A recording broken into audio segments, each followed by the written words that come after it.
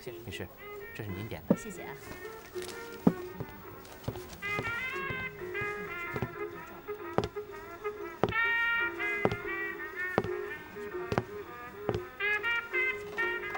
上校，此前去华盛顿，想好说辞了吗？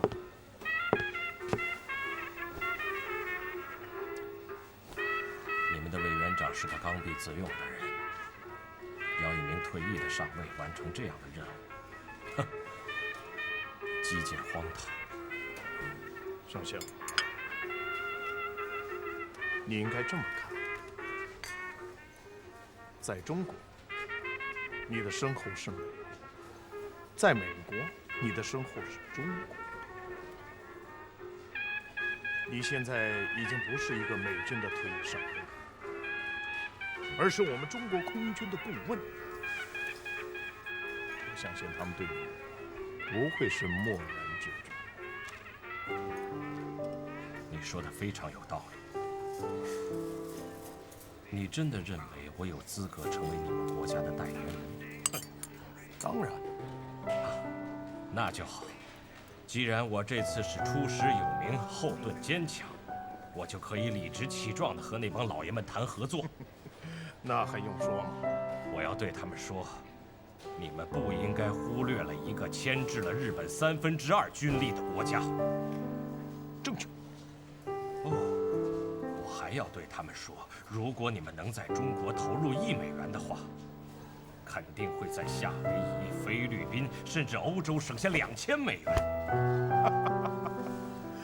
上校，你很智慧啊。如果是这样的话，阿诺德将军会与我尽释前嫌，马歇尔上将会对我有求必应，白宫会向我敞开大门，罗斯福总统会在他的椭圆形办公室亲口对我说：“克莱尔，我给你1000架轰炸机，你现在就带领着他们替我去把东京炸个稀巴烂吧。”如果真是……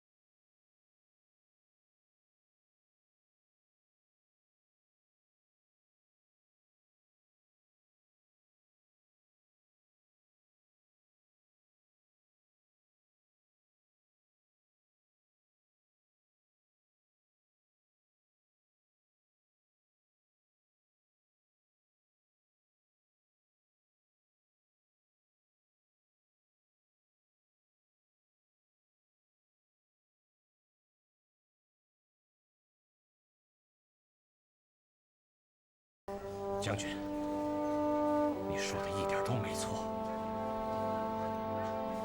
也许这就是我们此行去华盛顿的说辞。请你抓住我的手。没错，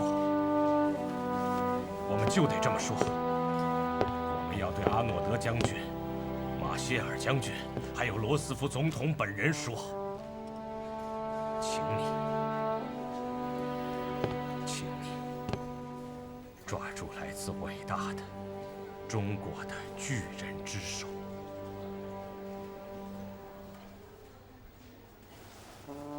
微软够了。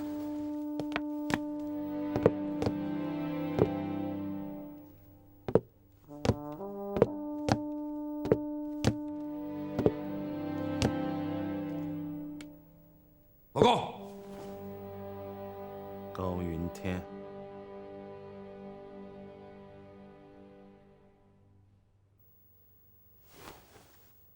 怎么样？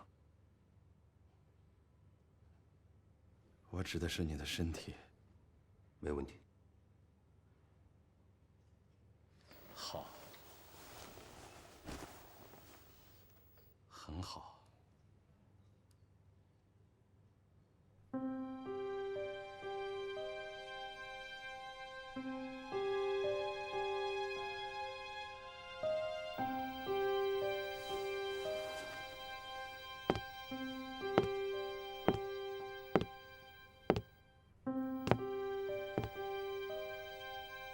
他给我摘下来，太刺眼了。也许它适合空军的每个成员，唯独不适合你高云天。一个连自己女人都保护不了的男人，就应该带着他。司令官，我的计划你看过了吗？您是怎么想的？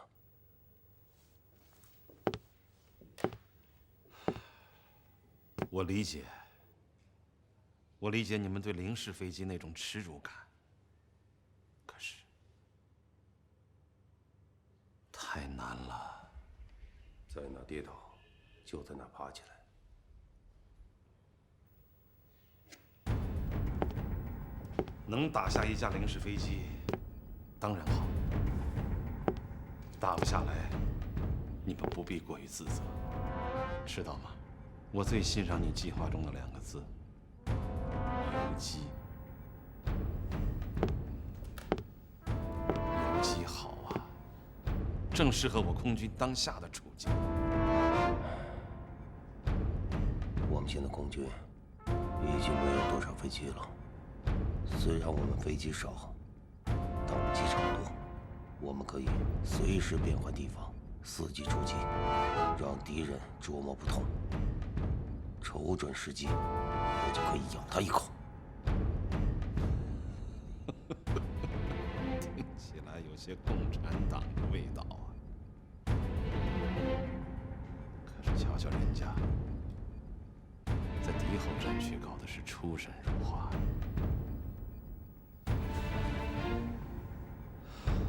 这个计划我批了，有什么最后的要求说。我只有一个要求，我要全权。所有的空军剩余的力量，我要随时可以调配。好，上校去了美国，如果我们运气好的话，兴许能驶上美国飞机。高云天，我把空军最后这点家底全都交给你了。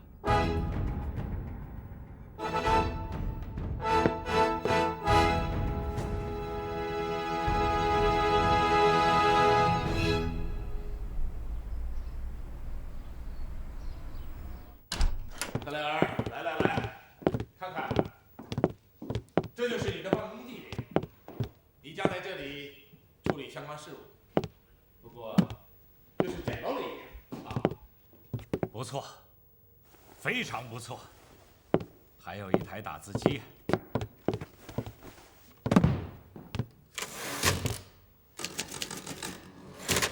一总，为了保密的需要，我们必须低调。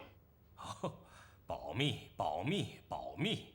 宋博士，难道你认为我坐在这儿只是来替你们保守秘密的吗？坐不住，没有关系。但是我们必须从这里变出一支空军来，懂吗？变出一支空军来，宋博士，如果能这样的话，那全美国最伟大的魔术师应该是我。克莱尔啊，这几天你哪儿都不能去。每天晚上我都给你安排满了，一大堆人在等着见你。宋博士，一切都听你的。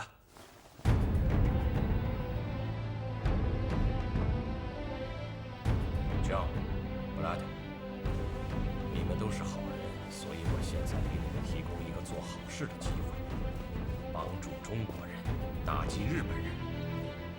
日本人现在已经到了穷凶极恶的地步了。Paul、Bob、Clark， 你们都是商人，我就给你们一个大商机。只要你们在中国投资$1，肯定能在夏威夷、菲律宾甚至欧洲省下$2000。就算是股市也没有这样的回报，对吧？所以为我们的利润干杯！还有你们，为我们的善行干杯！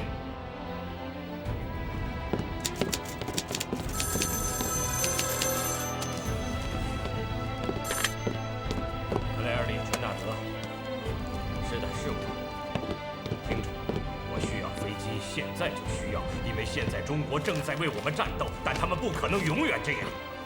希望你好好考虑。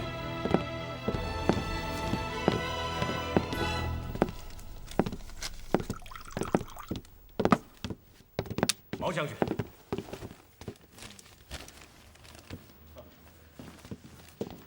上校，你这个家伙成天的灯红酒绿啊！将军，既然你们想要我凭空的变出一支空军来，那么我就必须要和那些可恶的官僚们勾肩搭背。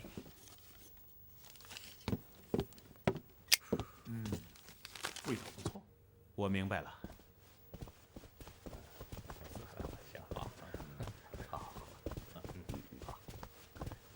先生们，请静一静。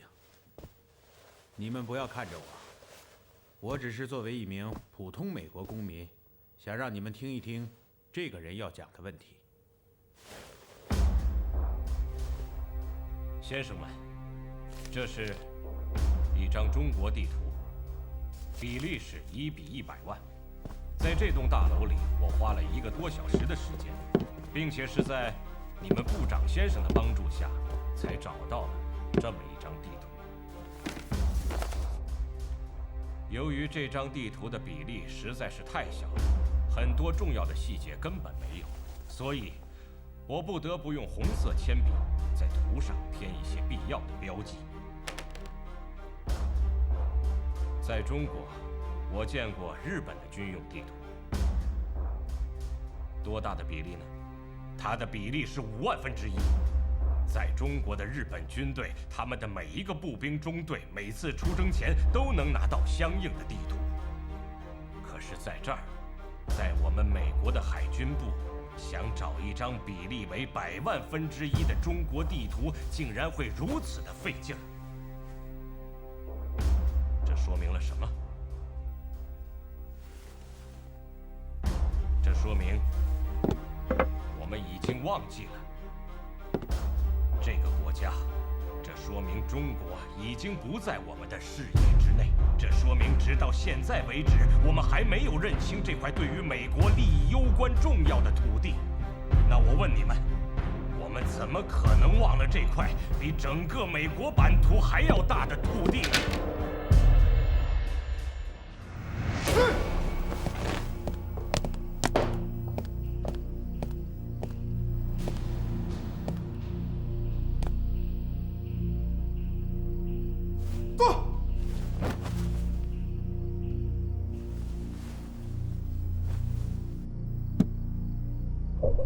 诸位，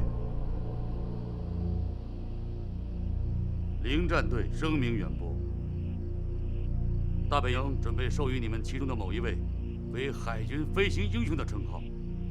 你们中的谁会获得这一殊荣，那将取决于你们未来几天的表现。形势逼人呐，我们急切的需要找到一种彻底炸烂重庆的办法，为即将开始的102行动打开胜利之门。为此，船上大卫，嗨！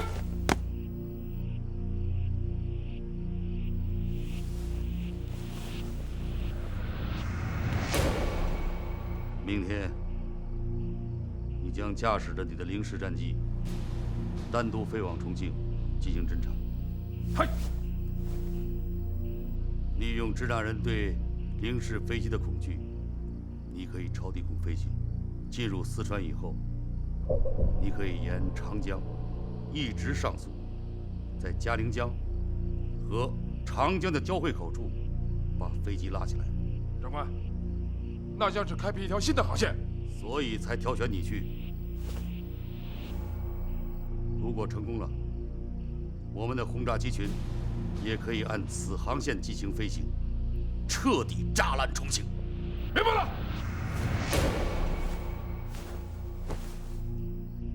记住，支那人越是恐惧，我们就越要把零式战机的性能发挥到极致。哎！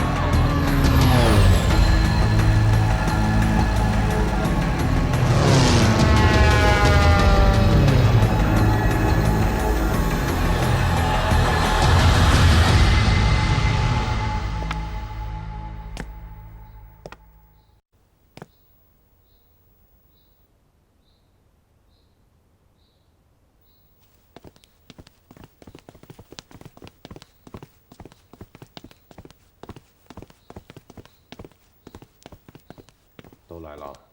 高老总，听说你要组一支游击飞行队。不管怎么称呼，反正加点就那么点儿。少平啊，咱们实力统计出来没有？统计出来了。飞机的情况是这样：共计7架半，3架苏国人留下的 B-62，4架半可用的驱逐机，分别隐藏在昆明、双流、温江及衡阳4个机场。这半架是怎么回事？昆明来的教练机，因为没有武器装备，所以只能算半架。那飞行员呢？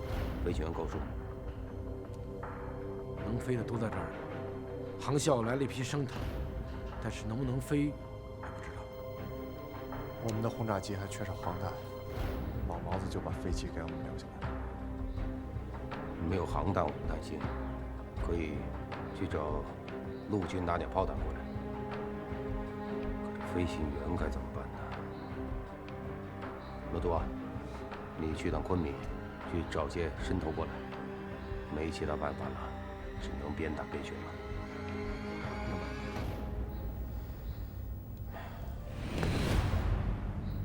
我的这位老师啊，刚刚派了一架临时过来，航线非常的诡异啊。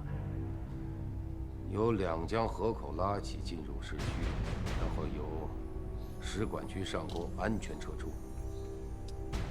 咱们要这么飞啊，防空火力啊，还真奈何不了他们，没得搞。从今天开始，我们的伏击目标不是小鱼小虾，而是临时飞机和驾驶这些飞机的日军指挥官。是。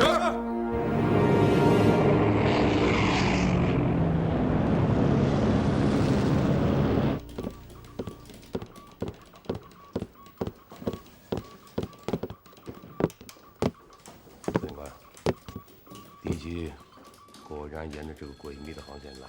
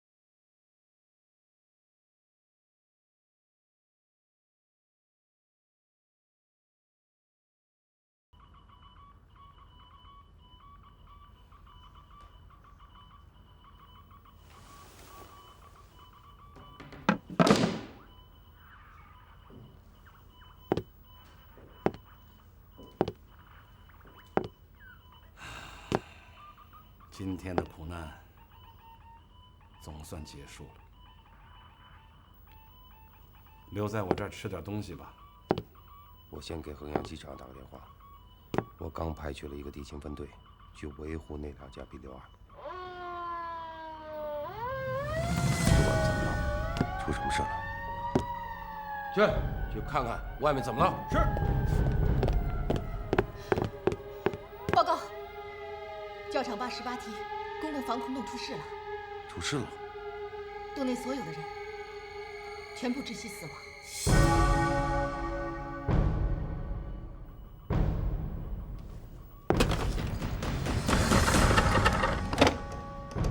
我是司令官。教场坝那边怎么回事？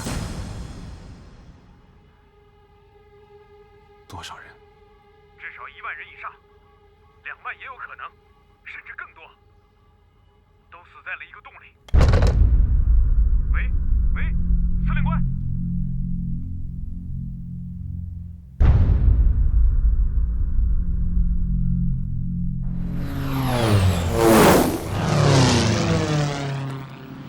就是 P40，驾驶员是艾利森少尉。这飞机真是太棒了，真不敢相信，英国人怎么会放手呢？我也是用了浑身的解数，一言难尽呀。博士，有了这100架 P40，不虚此行。还不够，你们不仅得有100架这样的飞机，还得有100名这样的飞行员。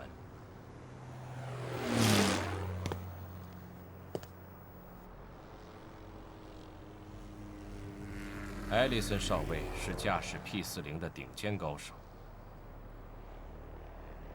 要知道，英国皇家空军的第一批 P40驾驶员，都是艾利森一个一个调教出来的。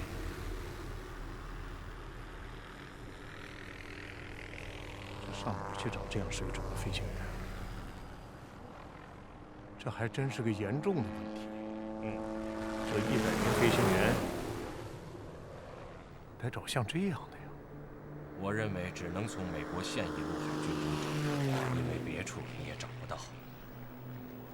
看来呀，这问题只解决了一半，我还得继续和白宫打交道。董博士，这是今天最新的消息，你看一下。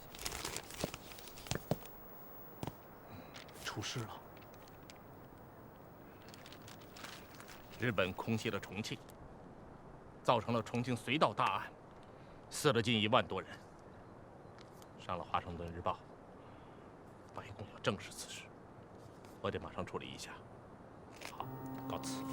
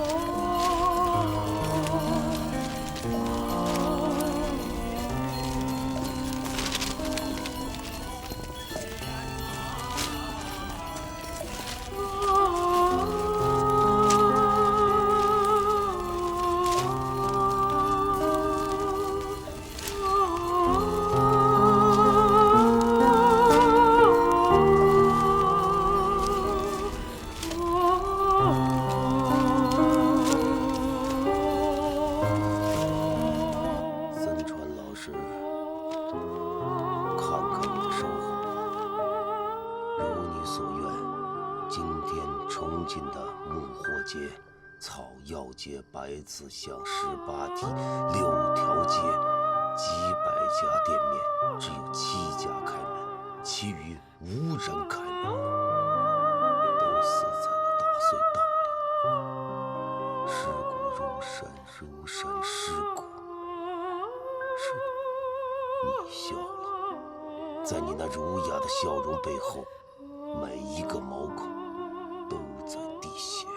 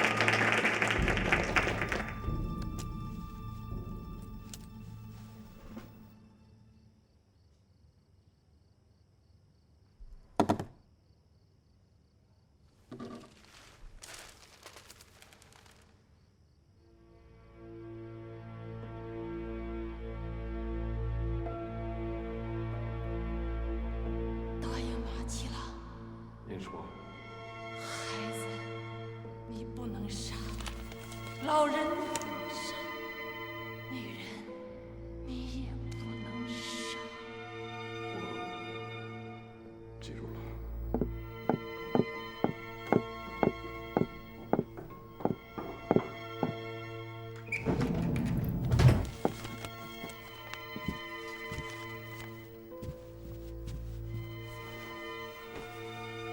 川上少校，您要的菜都在这里了。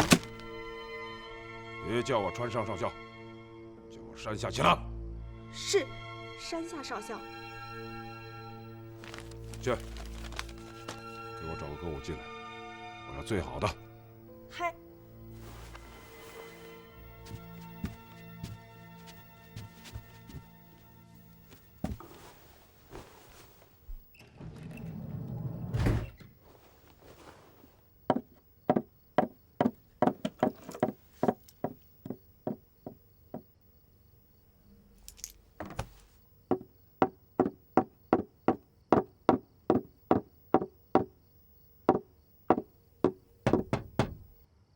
进来吧。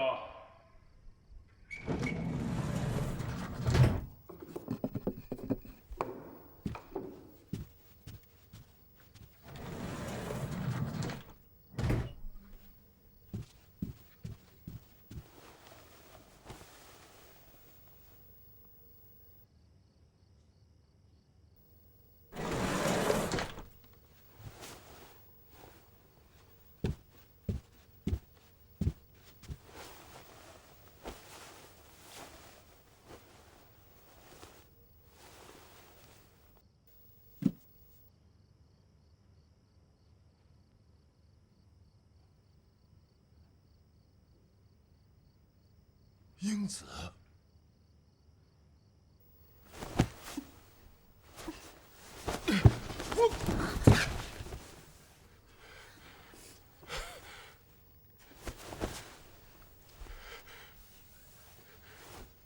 原来真的是你！怎么会是你呢？啊？怎么会是你呢？怎么偏偏是你？你说。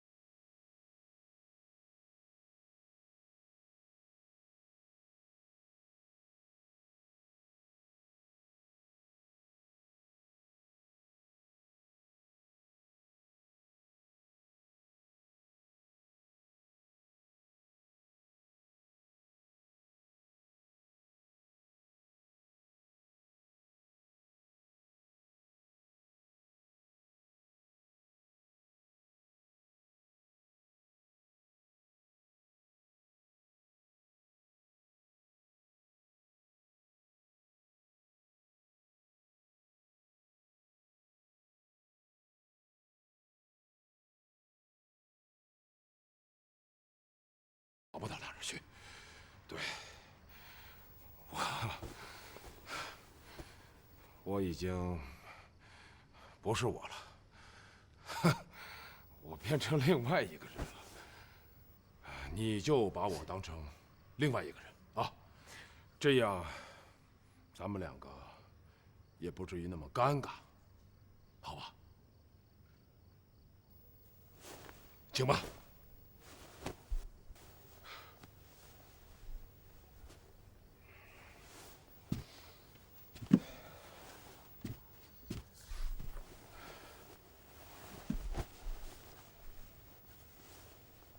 能喝点吗？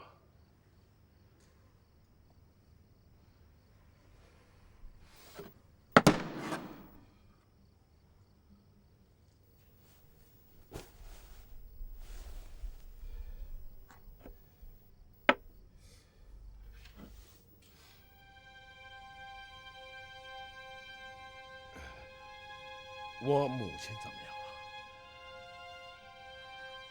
他老人家还那样，很健康。哎，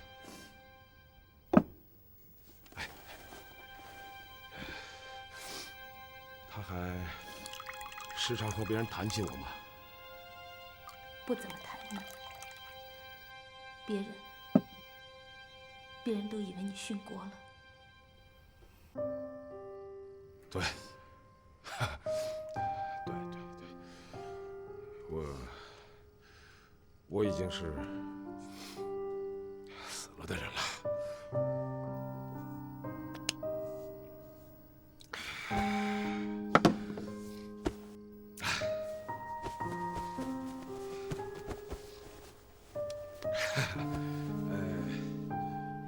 你没错，我也没错。此时此刻，也不过就是两个陌生人在喝酒，孤男寡女。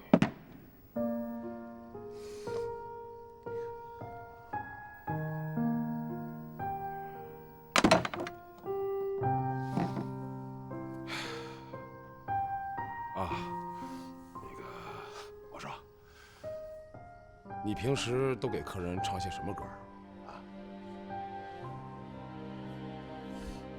这样，你平时怎么唱，现在就怎么唱。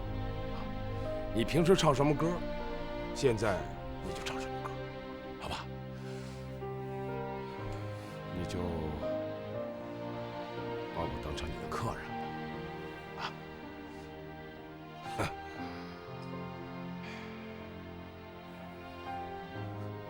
我听歌。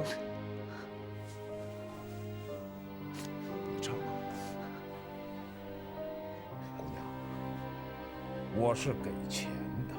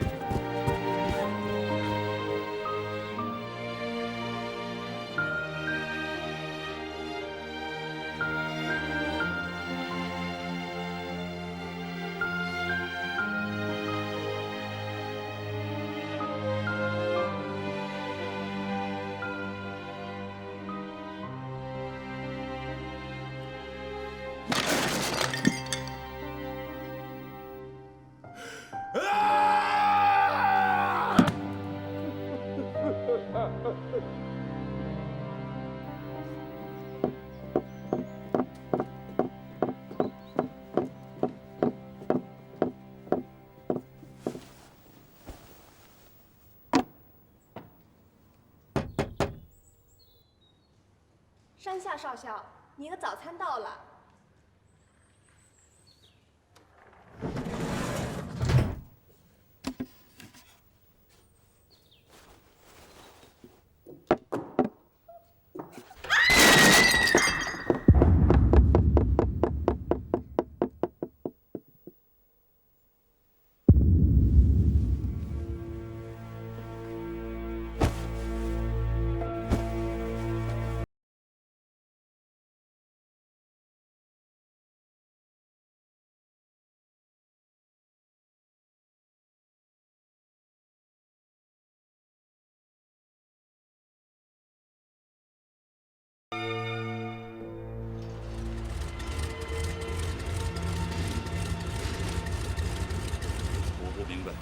东京为何将我11航空队排除在102作战之外？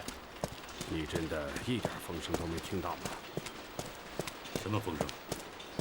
大本营已经将目光投向了太平洋。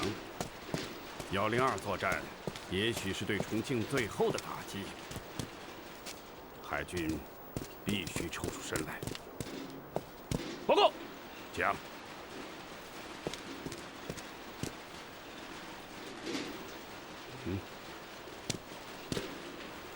是。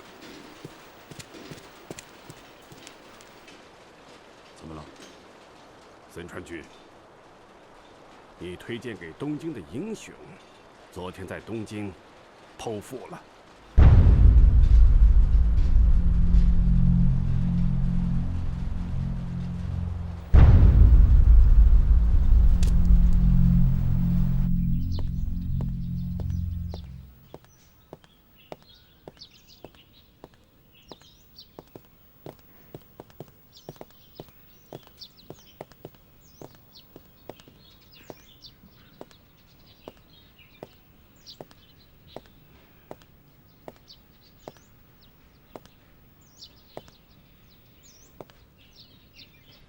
中央从有关渠道获知，德国将于这个月的22号进攻苏联。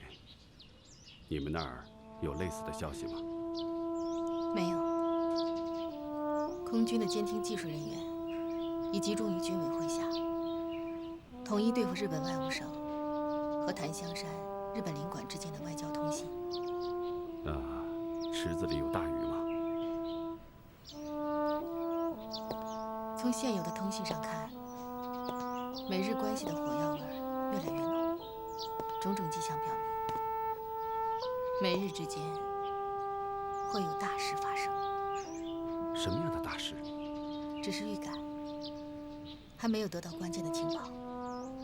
有情况及时通气，以帮助我党对国际形势的研判。会再发生第2个皖南事变吗？我们党在敌后的发展形势越好，讲的恐惧和敌意就越大。蒋身边的人已经在公然鼓吹一个政党、一个领袖、一个主义，排斥我党，实施独裁的政治倾向已经十分明显，不得不防。我知道。有消息说，你们刚刚从美国拿到了100架战机。是的，装载战机的挪威货船已在驶往仰光的途中了。上校正在募招美军的支援飞行人员。你叫什么名字，孩子 ？Frank。你是做什么的？我想知道你们都要什么样的人。